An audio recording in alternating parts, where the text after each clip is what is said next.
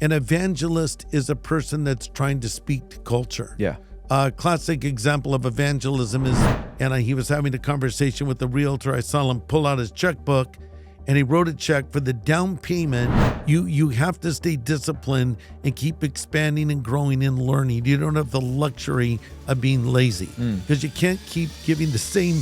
Ruslan.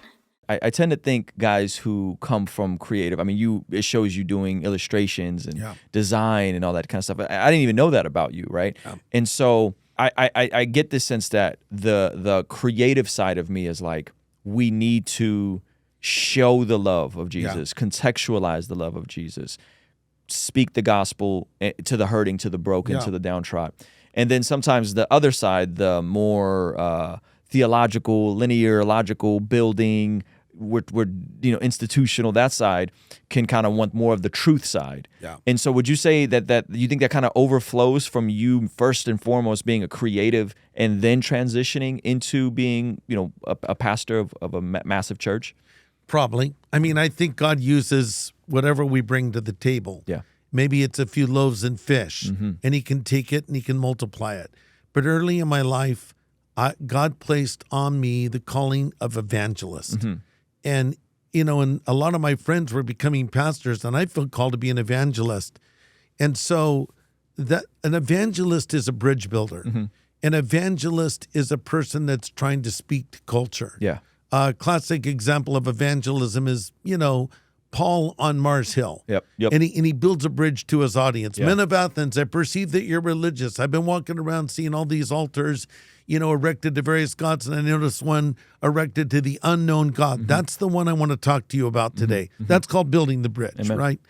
And so one of the most powerful tools we have in our evangelistic toolbox is our testimony. And I often encourage Christians, when you're sharing the gospel, a great place to start is with your story. Yeah. Because then you can help a person see, hey, I haven't always been the way that I am. Yep. This is the way I used to think. And this movie is really that. This is my testimony. Yeah. But it's not just my testimony. It's many people's testimony because you connected to it. Absolutely. And other people will connect to different characters in different ways. But, the artistic side of me, and specifically, I'm a cartoonist, I want to make it funny at times. Yeah. I kind of want to make it light when I can make it light. Yeah. But when we get to the message, you've got to have your ducks in a row. You have to have your, your I's dotted, your T's crossed. And so early on, I had to really learn my theology. Yeah. And Pastor Chuck Smith pointed me in a great direction. I started building a little library. I had my Strong's Exhaustive Concordance, my Nave's Topical Bible. I bought the C.H. Spurgeon collection, books by Martin Lloyd-Jones and G. Campbell Morgan. And I'm like a 17-year-old kid who was a horrible student, reading theology, absorbing it. But then as I digest it and learn it, I want to give it to people, in a way they understand. Oh, yeah. So I was doing it a certain way when I was 18. Yep. I'm doing it maybe in a different way now that I'm 70. But then again, it hasn't changed that much. Yeah. Wow, man, I have so many questions in so many different directions I want to go. Okay, so in the movie it says, it's spoiler alert, okay, but go see the movie. I'm not going to give away too much, but having transitioned into being an evangelist, it highlights how you've preached in front of total over 1 million people. Is that accurate? Is that the number that they put in the film? No, I preached to 6 million people. 6 million, wow. Bad math on my part. Yeah, in live audiences. Yes. And you obviously, with the Harvest Crusades locally here, what was that transition? In the movie, it seemed very seamless, but how did it go from being cartoonist, artist, creative, and they make it seem like you just kind of, you were young and you just kind of got a church.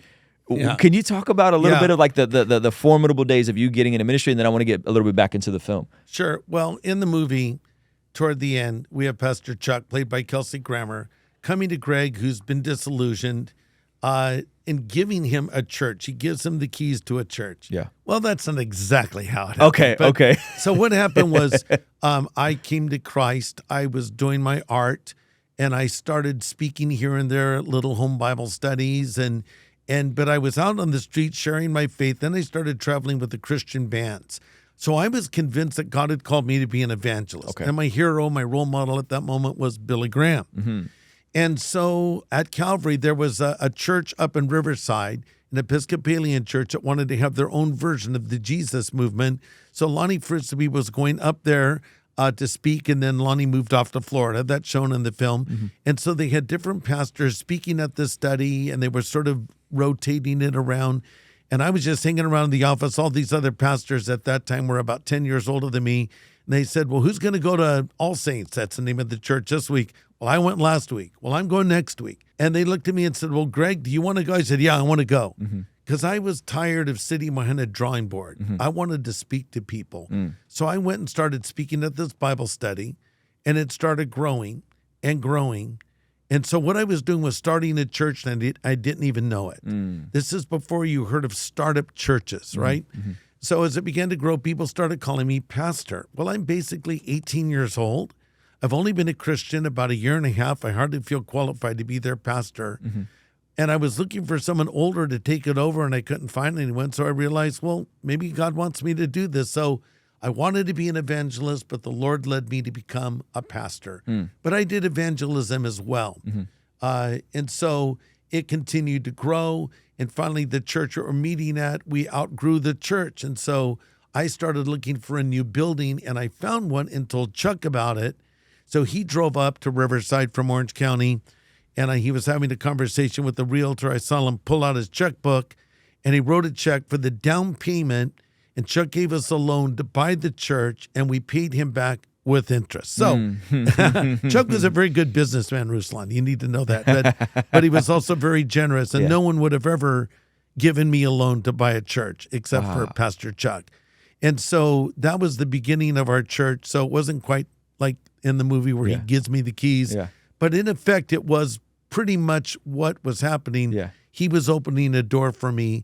So now fast forward 30 years. Chuck asked me to come back to Calvary and do a little midweek Bible study, which I was doing on Monday nights there. And it grew quite large, and a lot of kids are coming to Christ. And Chuck said, why don't we go to a larger venue and do this? And so we went to the Pacific Amphitheater for like 5 days. We broke their attendance records. And then the next year we went to Angel Stadium. And so now fast forward to today, we've been doing this for over 33 years. Wow. And so that's where the evangelistic thing happened. And in the interim, I got to know Billy Graham personally. I've been on his board for 25 years. So as he was ending his crusade ministry, I was starting mine. And so we became friends, and he asked me to help him with the sermons. So I was helping him primarily with illustrations when he preached, and I got to spend a lot of time with him. So it was like I was enrolled in the greatest evangelistic university on earth under the direction of the greatest evangelist, I think, of all time, apart from the apostles, Billy Graham, the gold standard. And so I was able to learn a lot from him.